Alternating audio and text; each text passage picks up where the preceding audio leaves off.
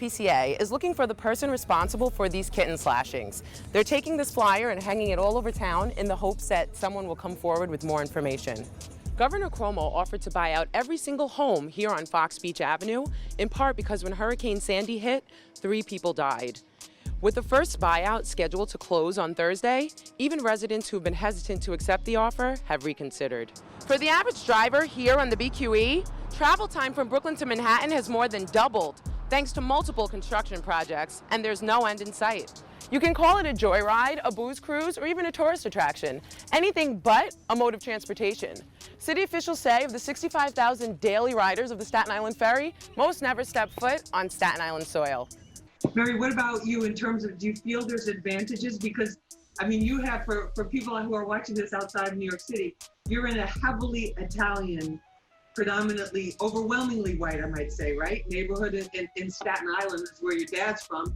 And your mother's African-American from the South, from a completely different culture. But do you feel that growing up that way has given you certain advantages in life? I don't know that I define it as advantages, but I do feel like being exposed to different cultures kind of gives you, a growth mindset, right? Like I kind of tend to think critically, and I can see multiple sides of situations because my parents come from such different worlds, and, being exposed to, very conservative Italian, and by the way, people that I love who are very conservative in mindset. And then obviously my mother growing up in the Jim Crow South during the Civil Rights era, I think it positions me, and I guess this is an advantage somewhat. I mean, at least if I had political aspirations, it would be. It positions me to be a messenger during the crazy times we're living in right now.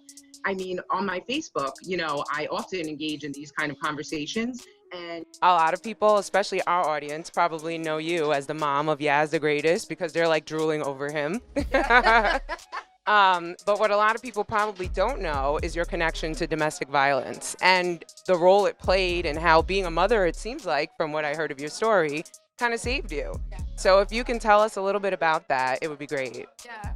I was 18 when I got pregnant, and I was in my second year of college. And I was scared to death. I had no idea what I was going to do, how I was going to figure out life.